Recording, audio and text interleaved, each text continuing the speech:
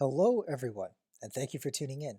Today, we're going to be looking at Bitcoin and how it is coming back with a vengeance. Remember, if you do like this video and the other videos that I make on this channel, be sure to hit the like button down below and also consider subscribing. Well, vengeance might be an overstatement. Bitcoin is up 7% for the day. It has been steadily increasing over the past several hours.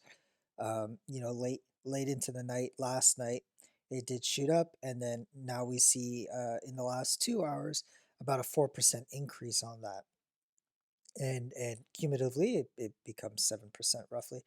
Um, this is causing a massive bleed. I wouldn't say massive, but a fairly significant bleed for altcoins. This includes Ethereum, down 5%, Link down 7%. These are all against Bitcoin, by the way. Uniswap against Bitcoin down 11.32%, 11.5%. Celsius down 10%. Basic Attention Token down 7%. VeChain down 4%, and so on and so forth. I'm sure if you put on CoinMarketCap or CoinGecko, you'll see other altcoins also bleeding in the same fashion. Uh, even I mean, even Monero is bleeding, considering the fact that it's supposed to be a contrarian coin. Um, so this is somewhat to be expected. I mean, we couldn't have expected this beautiful run to last forever. I mean, look at Ethereum. It bled on the 21st of January, and it bled about 7% against Bitcoin. Chainlink, if we look at Chainlink, we see instances on the 18th and 19th and the 21st of bleeds as well. So we can nitpick um, on the day and see where it bleeds. So today's days like today aren't so come of a surprise. Um, I think what's important here for Bitcoin is that it maintains this level, so to speak. So it went as low as $30,000 to the local highs of 42. And if we stay within that, it's a pretty big range. I mean, it's $12,000. But if we stay within that range, then I'm confident that all coins will still thrive. The interesting thing here is when we flip it to the dominance, we were talking about how we were hoping to cut through the second level of support against Bitcoin dominance, and coincidentally, we worked at the very bottom of that support line. I haven't moved these rectangles in weeks. I think it's been a month since we have them up. Uh, and it's just quite interesting to see that it hit support here, much like it did a few months ago in November. Now, in November, it caused Bitcoin to rally tremendously, and it ultimately got it up to $42,000. The question is, well, are we going to see something similar? Are we going to see another rally? Perhaps. I don't think so. Maybe on the off chance it comes back up here and hits it and makes a resistance to further come back down. There are a multitude of possibilities. It could very well, for the next few days, Bitcoin rallies and we get to the top of this, and then we come back down. It's too uh, it's too short of a time frame to really project. But I think what we try to do best on this channel is to prepare everyone. Um, in any kind of possibility. Yes, Bitcoin could rally even further. That would cause Bitcoin's price to rally probably more so than a dump, and it would rally would have to rally significantly higher um, to even get back to about 70% dominance. Remember, the market cap right now is at $1 trillion. It's at $1 trillion. So um, for Bitcoin dominance to be 70% dominance at $1 trillion, you can do the math. Uh, it would be, I would assume it would be around, I think around 50 to 60 in that range, in that ballpark. I think for Bitcoin to, if it rallied back up to the highs here and the market cap stayed the same, it'd roughly be around that. Or no, sorry. No, yeah, that sounds about right. Anyway, uh, so keep in mind of that. Bitcoin will rally on days like today. When we look at what happened January 13th to 14th, Bitcoin did rally about 14%.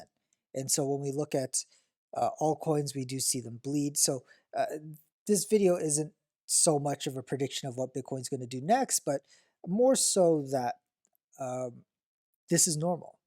This is to be expected.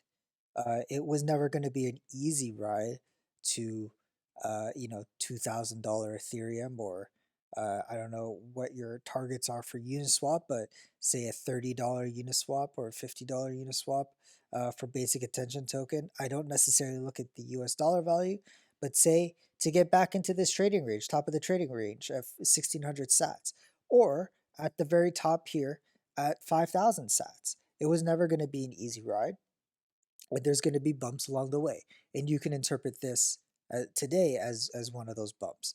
And it's also a good reminder, you guys, that yes, altcoins do tend to outpace Bitcoin. You get a higher return. The risk is higher though, and that's why it's important to have an allocation of your portfolio dedicated to Bitcoin. I talk about this at length in many of my videos. In most cases, and I say most because right now that's not the case, but in most cases, Bitcoin is the largest portion of my portfolio.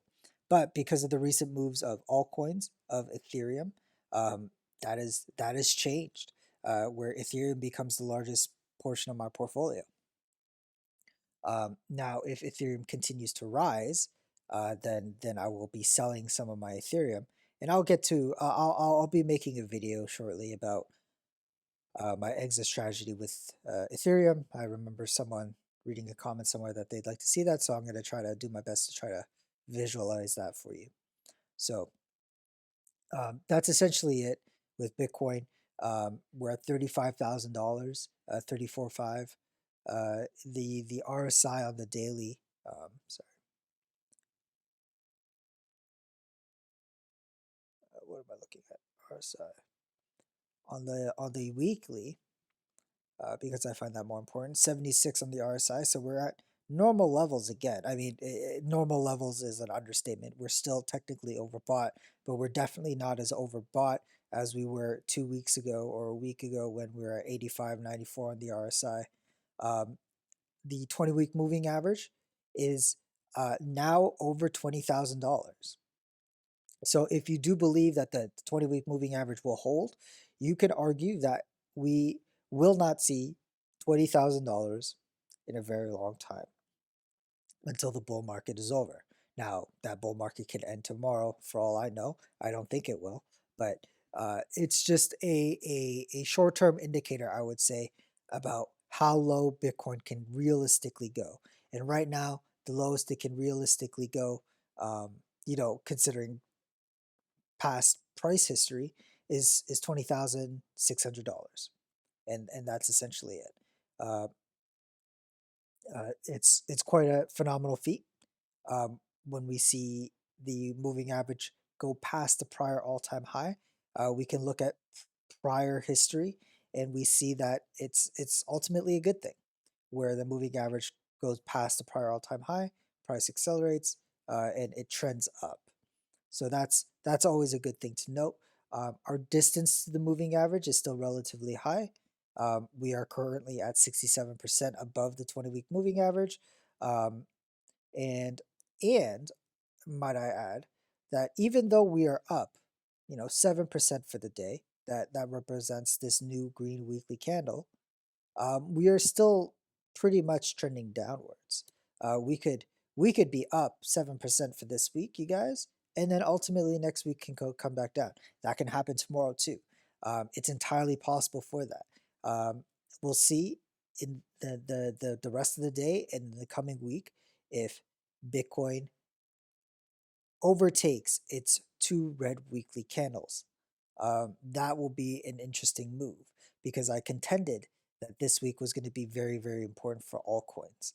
We see a lot of altcoins breaking out, a continuation of breaking out. We see Ethereum breaking out of this macro triangle. We see Chainlink trying to get above the 20-week moving average. We see that uh, that last week or yesterday we came up to it and we got rejected back, but it's still too early to call. Like this can still go either way. Uniswap again breaking out from its local high and is really shooting back up. Um, Cardano and VeChain or other ones that I've talked about, we see that they broke out against their trading channel. And this is the chart for Cardano. And we can flip it over to VeChain, and we see the exact same thing.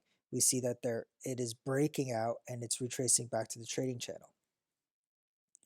So these are things to take note of, you guys, and that's why I think this week and the coming weeks are very, very important for altcoins, and it ultimately the decision is going to be made by Bitcoin. If we see like an engulfing weekly candle that it closes above the 2 red weeks, this could be null and void. This right here could be null and void, and it could be a continuation of the Bitcoin party. In which case, I hope you have a good stack of Bitcoin because we're in for an interesting ride. If it stays at this level, then I would contend that we're potentially still in a downtrend, and I'm actually pretty confident of that if it stays like this. Anyway, keep in mind of that. Keep in mind of the dominance. How far up we get from here. We're still macro low, okay, from the highs of December 28th, the week of December 28th, you guys. We are not at 70% dominance anymore. We are at 64%. uh Altcoins have made considerable headway even from the bleed of today, and this bleed isn't that much in comparison to the macro perspective, and I'd like to remind people of that. We are still considerably low. The next target is to break down this or come back up, make resistance, and come back down. Those two possibilities are great for altcoins. What could really change is if Bitcoin does do an engulfing weekly candle, we could potentially see this come higher than we'd like it to. But that's all for today, you guys. Thank you so much for watching. Take care. Bye-bye.